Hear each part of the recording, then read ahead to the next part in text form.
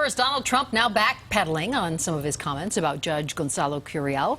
The judge hearing a case against Trump University after Judge Curiel ruled the university playbook should be released to the public. Well, Trump said he was treated unfairly because of the judge's Mexican heritage. This judge is of Mexican heritage. I'm building a wall, okay? I'm building a wall. If you are saying he can't do his job because of his race, is that not the definition of racism? I don't think so at all. People on both sides of the aisle are condemning Trump's comments. Governor John Hickenlooper joined this crowd at the state capitol to address what was said. It is beyond my understanding of how someone can continue without apology to say that an individual, based on their ethnic history or ethnic heritage, regardless of what that is, that they are incapable of being an unbiased judge. Trump has backtracked on his original comments, saying he does not believe a person's heritage makes them incapable of being impartial. Well, joining us today to talk about the presidential race is Dr. Peter Hanson, formerly of the University of Denver, now headed to Grinnell College. So we're happy to have you here, but this also means you can say anything you want now since this is your last opportunity to join us. Let's start with Trump. Those comments, I would imagine it'd be hard for him to get anyone of color really to support his presidential run now. Well, they're terribly destructive comments, and they're very bad for the Republican Party. After the last presidential election, Republicans said in order to win national elections, we must do a better job of winning Latino voters. And Trump's rhetoric has been absolutely toxic toward helping them meet that goal. Help me understand this, because people as high as Speaker Paul Ryan said that what Trump said was the textbook definition of a racist comment, but so I don't get how you can accept a racist comment and follow it with a but, ... As a voter, how do I accept that? I think a lot of people are asking exactly that question. But the reality is for Republican candidates right now is that they're going to be saddled with Donald Trump's rhetoric for the rest of this election season. And they're going to be asked to defend every racist comment he's making. Now, they don't want to back away from him too far because they don't want it to make Republican voters angry. But the fact is it's going to be very hard to pick up anyone outside the Republican base with this kind of rhetoric in the air. We have seen the Republican candidates here, a few of them on this program have particularly said they won't say that they're not supporting Trump, but they aren't saying that they are supporting him. Does that hurt them as well? Well, they're really in a bind. Some candidates have come right out and said they support him. That's going to put them in a bad spot. Others are trying to distance themselves, but frankly, there is a limit to how much you can distance yourself. If you're a Republican running in this election season, Donald Trump is your standard bearer. Is this the best political system when we hear, I don't like what this candidate is saying, but I'm not voting for that other candidate, and these are our options? People look at America and say, that's the best political system out there. And what we have going on this year makes me say, is it? On both sides of the aisle, absolutely. Right. Well, I do think we should be careful to draw a distinction between what's happening on the Democratic side and on the Republican side. On the Democratic side, we've had a pretty normal primary season. We had a front-runner in Hillary Clinton. She was challenged by Bernie Sanders. They are both within the mainstream of Democratic politics. There are a lot of people with objections to Hillary Clinton, but she's a pretty known quantity in American politics. Donald Trump is really something different. He is well outside the mainstream of normal American politics. The kind of racist comments we heard from him are really extraordinary to hear from a presidential candidate. So I think the parties are in different places right now.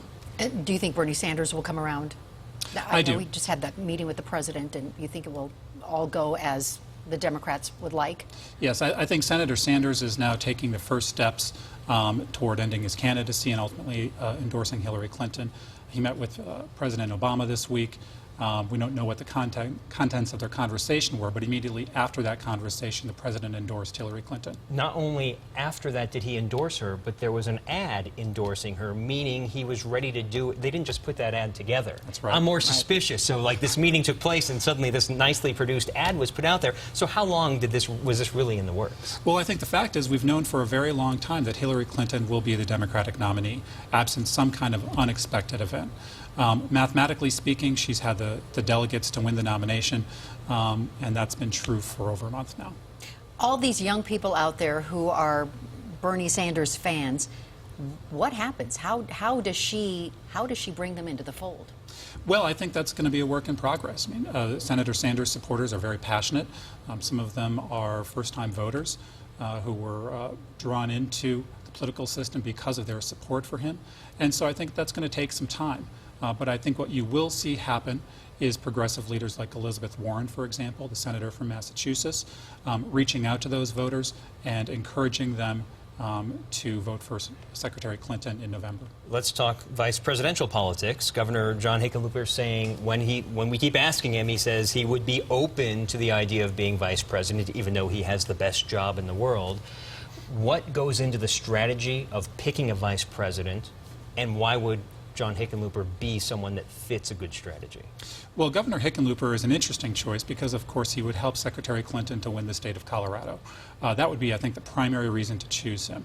But he's also, respected across the country. He is known as a relatively moderate voice, and I think those are some of the reasons that he'd be given serious consideration. That said, I think there are probably other candidates who are higher on the list than he is. So, for example, we know Hillary Clinton met with Elizabeth Warren today, or yesterday in Washington, and we don't know what they were talking about, but there's a lot of speculation about whether Senator Warren will be asked to join the ticket. I don't know who would say no, quite frankly, within the Democratic Party, but who do you think would be the ideal candidate as the vice presidential? Well, I think there are a lot of interesting choices. I think, for example, Cory Booker out of New Jersey, senator from New Jersey, is a really up-and-coming rising figure in the Democratic Party. If he's not asked this time around, I think he'll be a candidate for higher office in the future. Does it need to be a regional thing, though? Should she pick, since she's from New York, should she pick someone from the West, just to help mix things up? Well, there would be, I think, some argument for choosing somebody from the industrial Midwest, perhaps one of the senators from Ohio who could help to win the state of Ohio. There's been some speculation that Donald Trump may be able to win more support in states like Ohio and Pennsylvania than Republicans have in the recent past. So there's a regional argument, I think, for someone from that part of the country. Well, let's go down the path that maybe he's fifth on the list and Hickenlooper does accept the vice presidential nomination. Donna Lynn, our new lieutenant governor, has told us on this program she has no desire to run for governor. She would become governor, wouldn't she? If he's running for vice president, he's no longer governor at that point, right? Well, I don't think he has to resign if he's running for vice president. I think that would only happen if he was elected. But it certainly opens the door to the governor's office here in Colorado. I don't think we have anybody immediately teed up who's a natural successor to the governor. All right, 30 seconds. Any wild predictions for November? Well, we're in the most unpredictable election season we have seen in decades.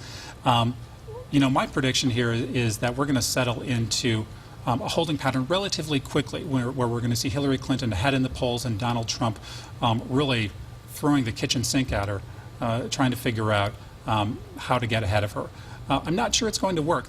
Donald Trump is really still running a Republican primary campaign. He just spent the last month in California, even though he has no chance of winning that state.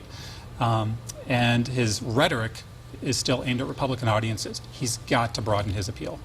And he does so on Twitter, very much so, as we've reported recently. Thank you so much. Have a good trip in Iowa. Thank you both. Thanks for joining us. Appreciate it. We'll be right back. Thanks for